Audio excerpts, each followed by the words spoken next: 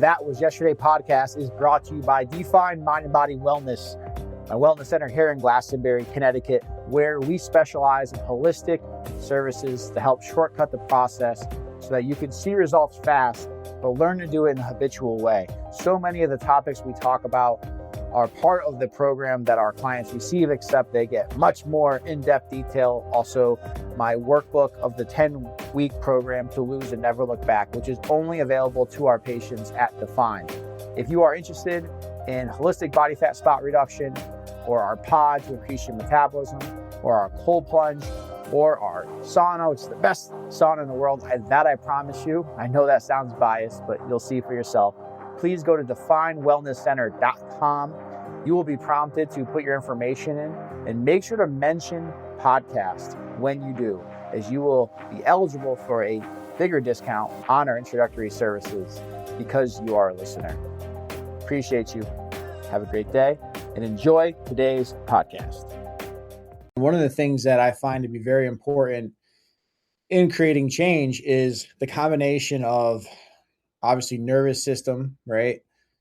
As well as hypnosis to help rewire old patterns of thinking, but then also integration. So taking the concepts that we're working on and actually applying them to your life. So we're going to do a little bit of that tonight, as we do every week.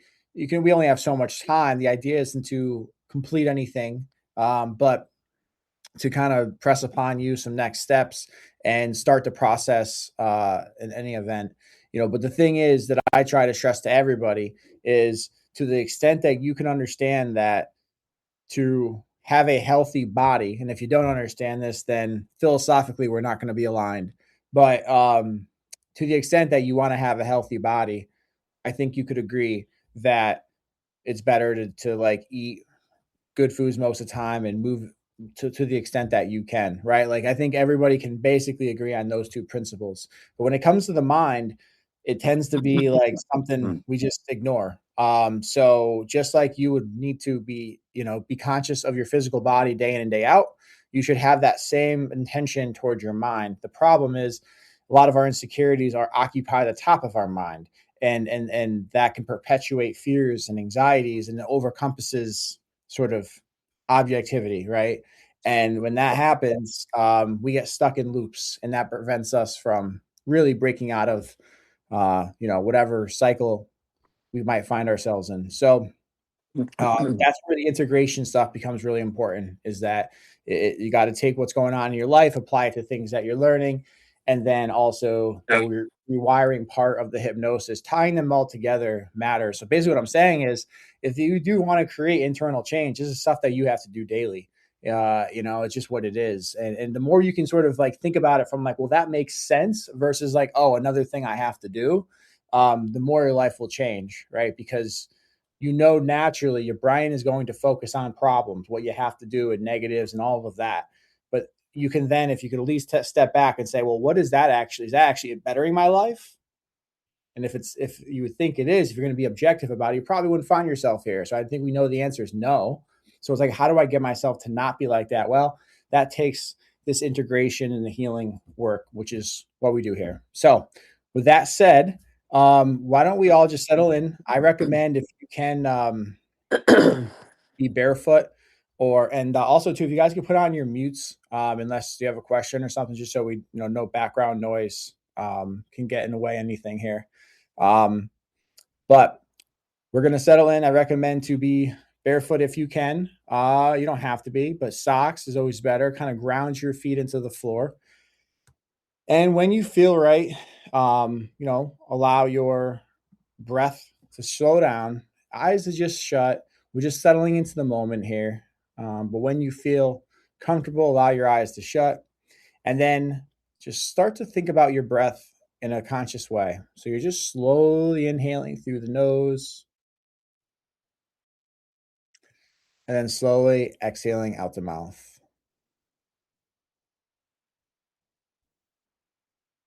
Once again, inhale, calm, comfort, and then just exhale, busyness.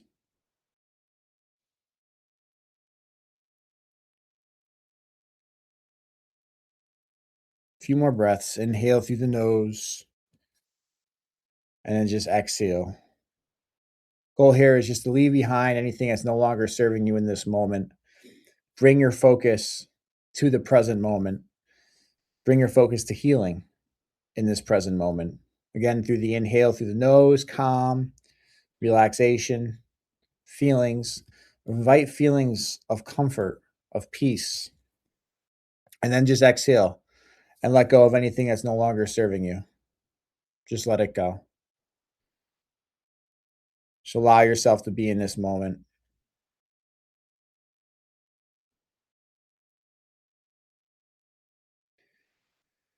And as we start to think about anxiety, it's really important to realize it's not a character flaw. It's ultimately a protection strategy that's built into our hard drive. It's built into the way we as human Homo sapiens have evolved. And it's going to be there and it's there to protect us. But when it gets out of whack, when we're feeling it a lot, think of it not as a problem, but as a alert, like an alarm clock.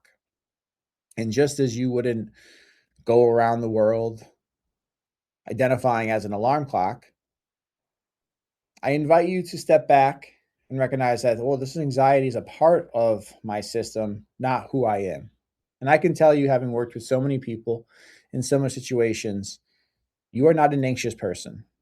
Anxiety is just a feeling that is currently heightened. And with conscious intention, it will be released and settled. You don't want to get rid of anxiety completely because, again, it is part of the survival mechanism. But we want to allow survival to be exactly what that means. Survival, life or death. And when things are not that, to be able to ground ourselves in a moment, step back from the situation, and focus on what is real in the moment, in your experience right now. Recognizing that things outside of you are outside of your control. The one thing you can control on is the thoughts that you allow to live in you, the thoughts you focus on, the amount of effort you put in to harvesting a garden in your conscious and subconscious of things that you want, goals you have, traits you want to adapt, habits you want to create, instead of things that make you fearful, anxious, and upset. And so with that, you'll find yourself, so the more you think about how can I reduce anxiety from that perspective, naturally your system is going to settle in. Because now you're starting to look at it objectively and your system starts to recognize, well, this is not life or death. What is going on here? And to the extent you expose yourself to the things that make you anxious, slowly but surely, one small step at a time, and to the extent that you express how you feel and not get caught up on what you feel. What you feel is real. What you feel is important. What you feel doesn't get to control how your life is. And it's really important to separate that and to do so with grace. You are a messy human like me and like everybody else who's ever existed. So, of course, you're going to be emotional at times. Obviously. Like that's what imperfect beings do. Yeah, of course, you're going to mess up. You're going to slip on your eating. You're not going to feel like exercising. Some days you might not do it. You might grab something that you said you wouldn't to eat. So what? That's a part of the process. But to the extent we judge those actions, we'll be building a greater layer of resistance between where you are right now and where you want to be. And as you know, it's already hard enough. And so it's important to recognize there's going to be pain. That's inevitable. It's inevitable in life. It's an inevitable part of being a human. And it's an inevitable part of any pursuit, of any challenge, of any goal, there's going to be pain. So it's when it happens, the question can be, what can I do to better it and reduce it and heal it? Or it can be, woe is me, what is wrong with me, no matter what this is, and just get carried into that pattern, which you're welcome to do. But what I would question you on is if that's a familiar pattern. It's easy to get sucked in to lower consciousness emotions. They're not bad emotions. You're going to have these emotions. You're human, but it's easier to get sucked into them. It's harder to have the courage to look beyond them into action. Just know that whether or not you take actions and which therefore means whether or not your situation objectively gets better, that's 100% on you. And let that be something that excites you. After all, do you want somebody to be in control of your happiness? Do you want to rely on somebody or something to be healthy? Because if that's the case, you're putting your life in something else's hands. The good thing is, though, whether physical body, mental body, emotional body, you have the ability to control how you think and what you do. It's in you. And anything that makes you feel otherwise is nothing more than self-sabotage. You are in control of you. And let that be something that excites you.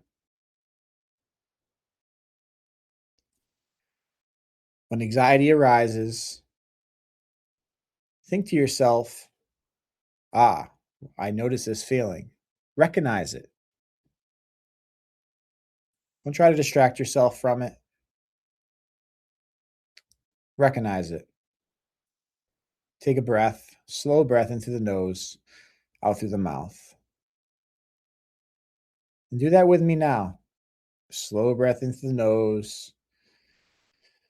Nice, slow breath out the mouth. Notice what that feels like. Every time you slow your breath, a little bit more calm, a little bit more peace, a little bit more self-control. So next time anxiety arises, do yourself that one favor first. Pause.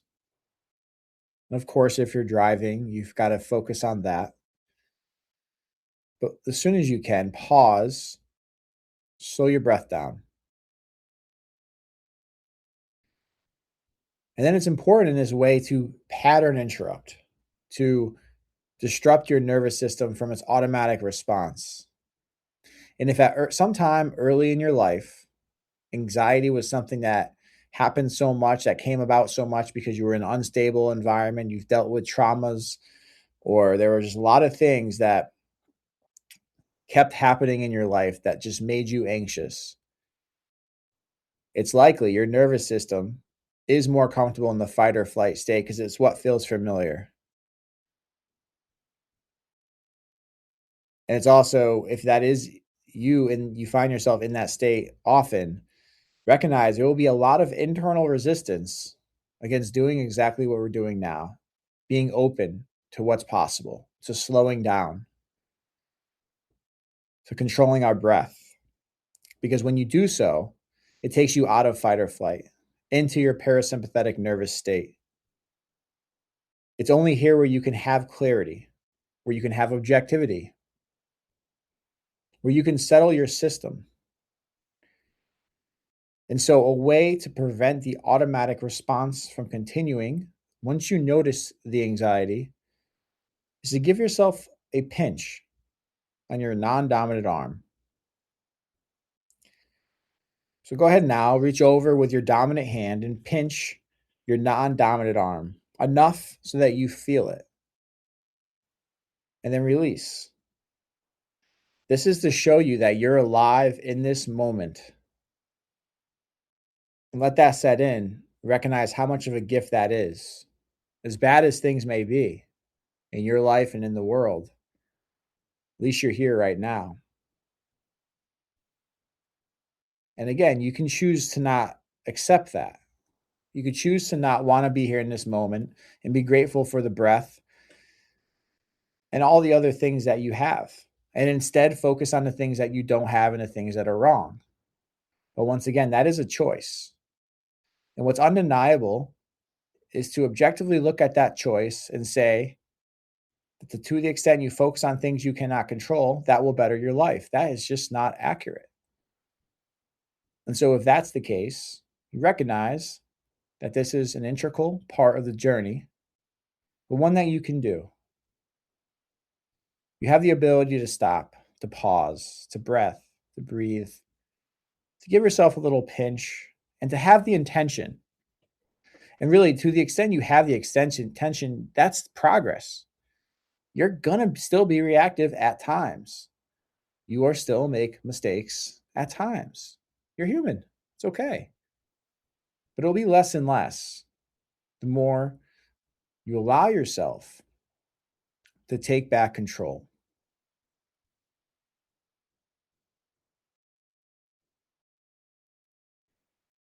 Anxiety is nothing more than future focused protection and therefore body activation. The signal trying to protect you from something that has been triggered by some sort of insecurity or trauma from your past, something unresolved, that's then creating a physiological response that's into that fight or flight state. Your brain is wondering, what if? And your body's just saying, get ready. Because the stressors that caused our ancestors to evolve are much different than they are now, but the system is the exact same. Stress, ignite, fight or flight. The difference is those stressors were imminent life or death, which is not imminent in this moment. Imminent is in this moment. And in this moment, that is not accurate as we are here right now. And so with that understanding, you can start to build separation. The goal isn't no anxiety. The goal is flexibility and recovery, faster return. So when you feel that feeling, you allow yourself to feel that feeling, and then you settle back.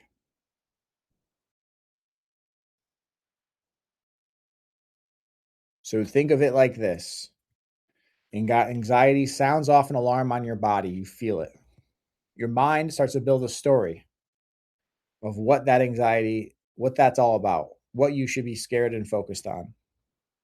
From there, your behavior starts to turn to avoidance and self-control in the attempt of over control. And really, it's not self-control. It's the idea that you can control. It's getting caught up in being over worried about things that are out of your control. Because really, the only self-control is how you take care of yourself. It's the only thing you can do. Everything else is out of your control. The mind will convince you otherwise. Things like the news make you feel like you have to watch it to know what is going on so that you can be okay. But ultimately, it's a never-ending cycle, most of which is not bothering you or not affecting you in this moment in a serious way in terms of life or death. And also, it's important to recognize that our psyche is delicate. Our capacity is ultimately limited emotionally. You have enough going on in your world to then accept and take the emotions of everybody else around the world and what they're going through and what your other people, their sort of low consciousness focuses, whether it's anger or anything harmful.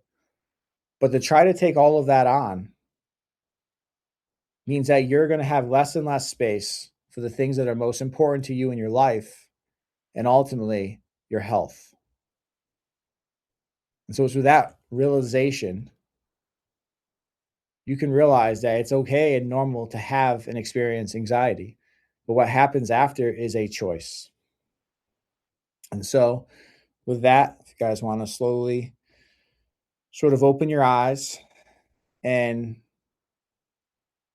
welcome any of you guys to take us through a moment where you had a trigger of anxiety, what you felt, where you felt it, what did your mind say about it? What how did you sort of internalize? Like, what was your protection strategy? And just sort of share kind of your experience with it so we can kind of look back at it. And I know it can be uncomfortable, but this is a safe group. And it's also powerful when you can articulate something like that. So, anybody want to share with us?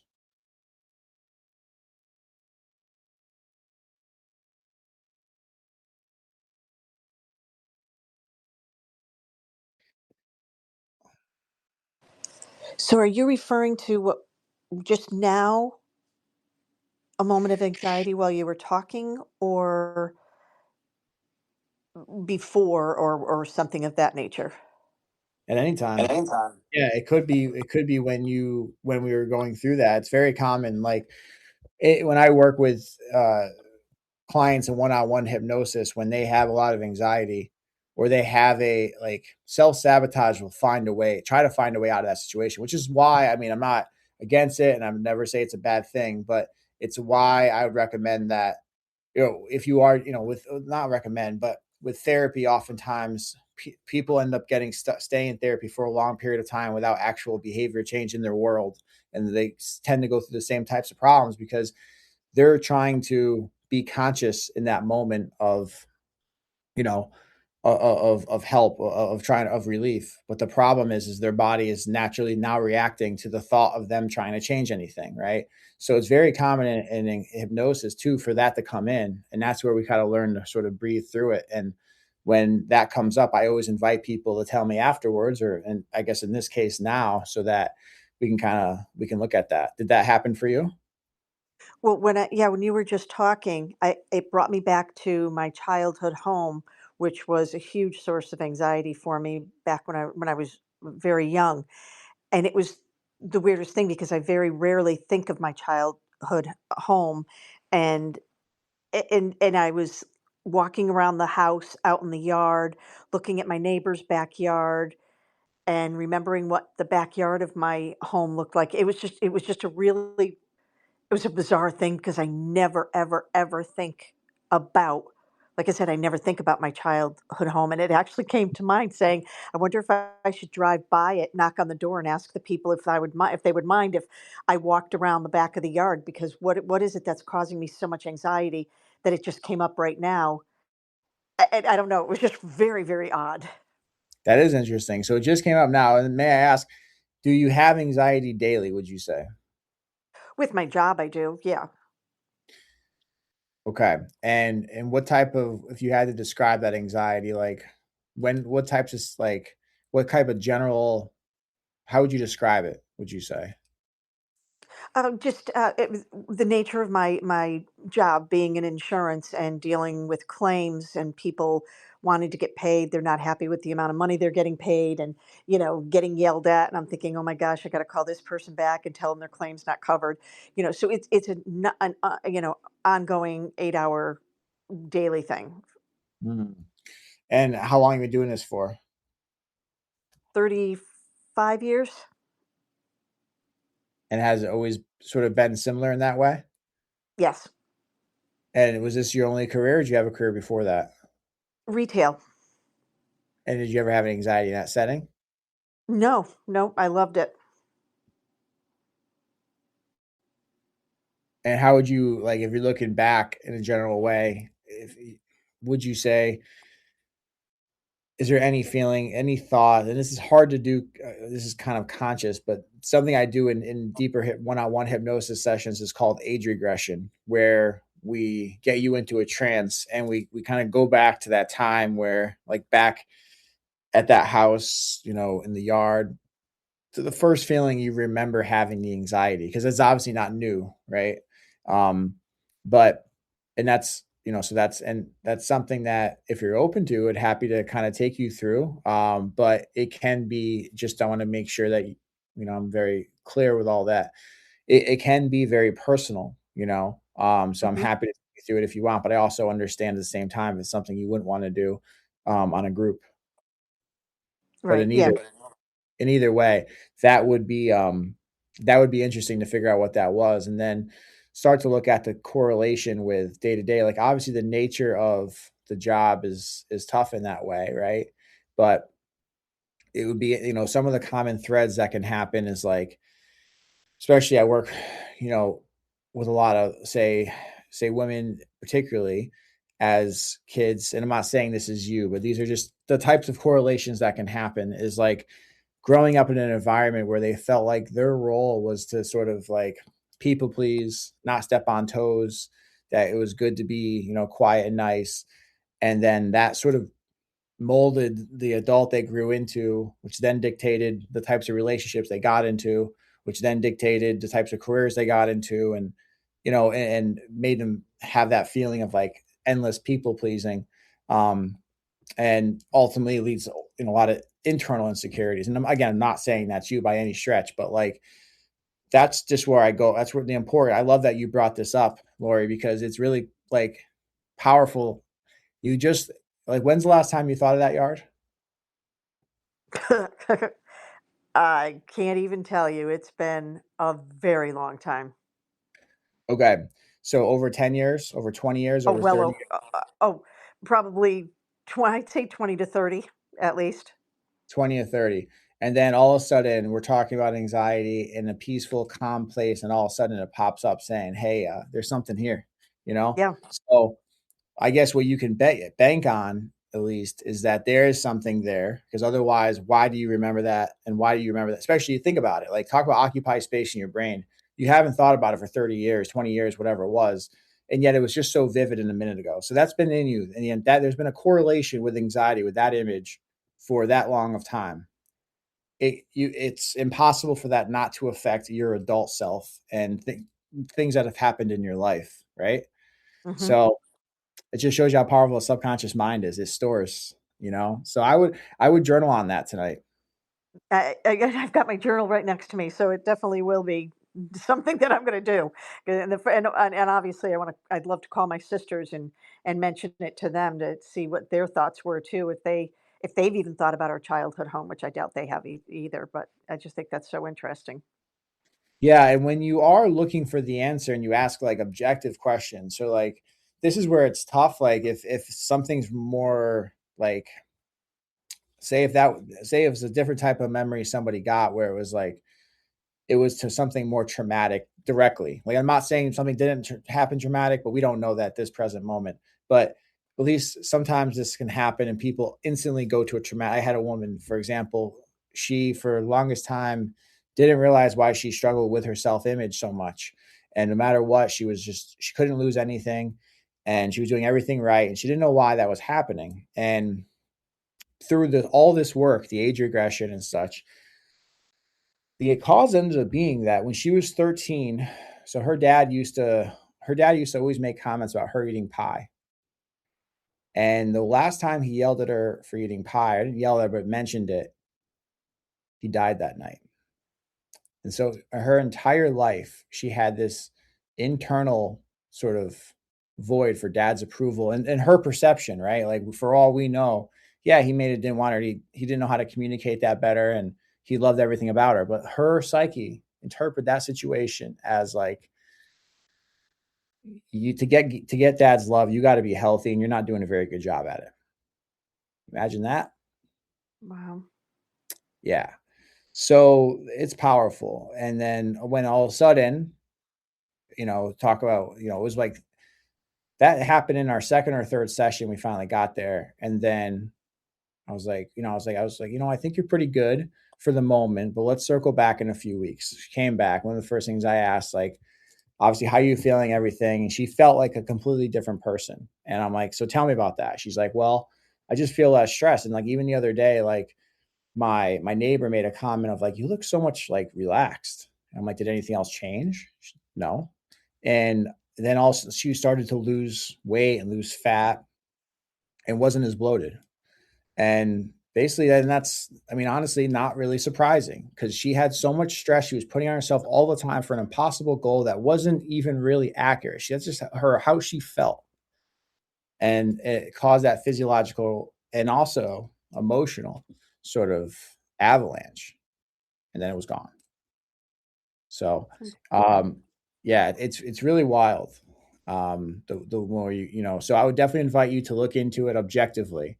But like that's my point is like when you ask the questions objectively, you're coming from a place of like, okay, solution based. Like there's always a solution. It just doesn't feel that way sometimes. Um, but when you come at it from a place of shame of like what's, and I know you're not like this, Lori, but when you come at it from a place like what's wrong with me, or like what's why am I like this? Why does this keep happening to me? Here I am again. It's this, it's that, it's this. Blaming other things. It's like, all right, well, that's the circle you're going to keep finding yourself in. So ask those questions objectively. Use sentence stems. Like when I think about I would start with like memories I can remember, memories that I of again I forgot the exact verbiage of the visual you used, but memories of the that yard that I haven't thought about in years, but are that were impactful were, and just throw that to your psyche and see what comes out, and don't try to force, just allow to write whatever it is. When I think back at that time in my life, I felt, and just blah blah blah blah blah, let it come out, and kind of go in that way. And then definitely report back. I'm curious. I will. Thank you. Sydney, I think you're talking. Hold on. I got you on mute. Let me unmute you.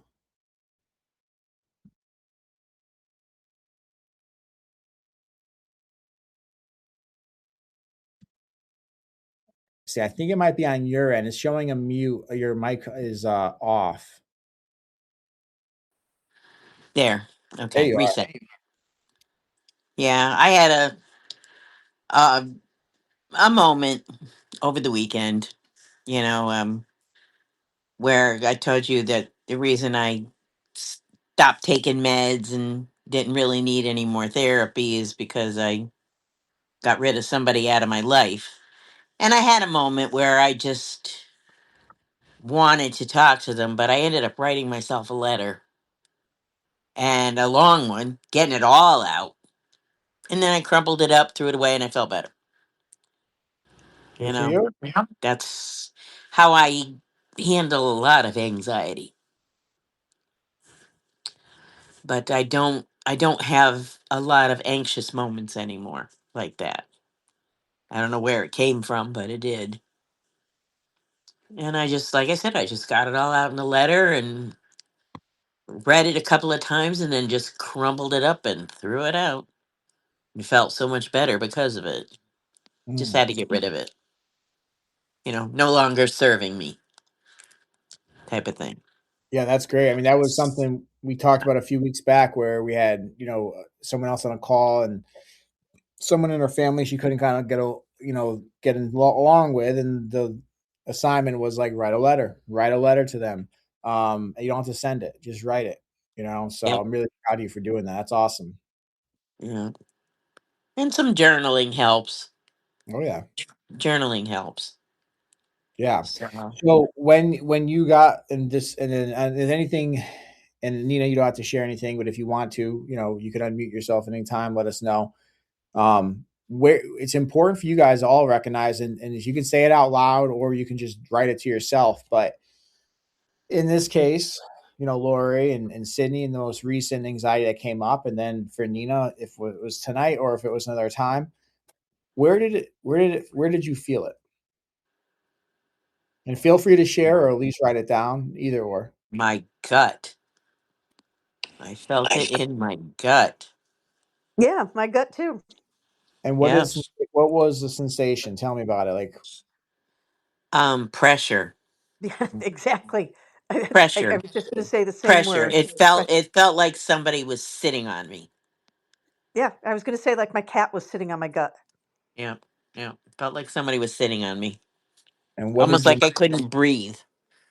what did your mind like? What was the story that your mind said in that moment? What did it say was happening? It's starting to go into like almost a panic mode, like I couldn't breathe. And I had to force myself to breathe in and out through the nose, out the mouth, what no longer serves me, that kind of thing. And just didn't, I didn't want it to overwhelm me. And then it passed, you know. And a But good, it was a lot of pressure. yeah. Well, it makes sense if there's a lot of pressure and there's a panic, right? Because it would be interesting to for you to journal on using sentence stems like part of me felt a lot of pressure because I felt panic in that moment because and try Yeah. to start to really get narrow into like what exactly what exactly is that coming from, and you might think and maybe you do, but doing that practice would is really again it just creates layers of objectivity and clarity and separation, so it just helps you Well, better understand. I was deleting messages and pictures and, you know, completely out of my life type thing. And it just got to me. And like I said, the pressure was But it what I'm was saying pretty though is bad. but that's what I would encourage you to look into. What I felt pressure because this Yeah. pressure comes from. Like again, going through that to kind of break it down. What about you, Lori? Where did you feel that? Well, like I said, I felt a lot of pressure in my gut, but then to get myself out of it, I actually did a breathing through my nose, and then slowly breathe in through my nose and out through my mouth, and I just started to feel better. And Mhm. what was your mind saying about that particular moment prior before you kind of took control of the with the breath? I almost felt like my eyes were darting back and forth between my backyard and my neighbor's yard, and it was just like my head. It was like back and forth, back and forth, back and forth, and then that's when I was like, okay, wait a minute, just take a deep breath in and a slow breath out. It was just really bizarre, very bizarre. Yeah. For me it was not that particular scenario, but a panic feeling, and I don't like to panic. I don't like to panic at all. I'm not a panicker by nature. And it's not a feeling that I enjoy, and but it's one that's I know I can control because Right. I've been through worse. I've been through worse, and that's why I just had to slow my breathing down before I went into like hyperventilation mode. Yeah. And I'm not the rabbit type, something scares me and I bolt. I have too many. There's too many people in my life that are like that, and I've never been like that, and I don't want to be like that. And then I can tend to bring it back down. I don't know how else to explain it. No, I understand it. I just think that the next step for you is to explore it, is to see why is there such a aversion to it? Where does it come from? And what about you, Nina? Were you going to say something? Um, Mine are like I feel like very panicky, like heart racing, like it's a full blown panic attack, and it's very rarely these days that when I do get that far that I can, I know the breathing and try to distract myself, but they've been lately when I have had a full blown panic attack. The only way that I've been able to Mm. it down is to take medication. Yeah. And I don't have to answer this, but I think what we got to look at is what sort of unresolved, what is unresolved in you that is getting heightened right now, and what's that connection, you know? And it can be like oftentimes there's like not a just like the woman in the pie, like there's not a direct line, because it's one thing to it's this is I mean if it was so easy to just calm anxiety, most most our society wouldn't identify as having anxiety, but it's not. And it's oftentimes not because it's not as easy as just slowing your breath down. Those are more like tools and anchors that when we do hypnosis, it's going to help layer into your subconscious and retrain, right? It's like going to the gym and learning to do a squat. You don't just go to the gym and do, one set of squats and you're like, man, I have the butt I want. I have the perfect form and good. I'm good to go. Like that. Good luck. That's literally never going to happen. So same thing internally, right? And not to say that you don't understand this, but my point is when we do train and practice this stuff, we make it more familiar and expose ourselves to it. But when we don't, it's like that proverbial monster in the closet. And then when something in life gets to a place where it triggers it, breath at that point it's not going to do the trick, right? So it's Yeah. really like, well, go ahead. I agreed. Yeah. So but it's good that even in this moment, having you guys having those realizations, like that's such a big step forward. And what did your mind say about it when it happens, Nina? Um, this is it. This is the one that's going to take me to the hospital, like, honestly. But, I try to calm down, and I know that there are some unresolved things in my past, and not even so distant past, and that other things that are happening now, I realize that they're triggering it. But the only thing that's like weird to me is that, I do have, like, some stressors in my life, but it's like sometimes I'm not even like I'm not I would say that I'm not even thinking about them, and then all of a sudden it's like this like anxiety bubble comes up, and then it's like, out of nowhere. Yeah. Well, that just goes to like, it's whatever you're consciously relating it to, it's layers below that, and maybe nothing to do with them, and so it's just like, Mhm. it's just under the surface. So I think in that case, that's, doing a deep dive would be very beneficial, of like, whether on your own journey or something we did together, where we got to a place, we used age regression, but to really understand, when did your body learn the relationship with anxiety and protection? Because there was a moment, and then understanding what happened before that, what happened since, and then generally when you do that, the present stuff starts to dissolve much faster. Mhm. um, and so definitely, again, I really can't recommend enough to you guys to journal after sessions like this and do your own sort of like, you know deep dive into it, and just ask objective questions.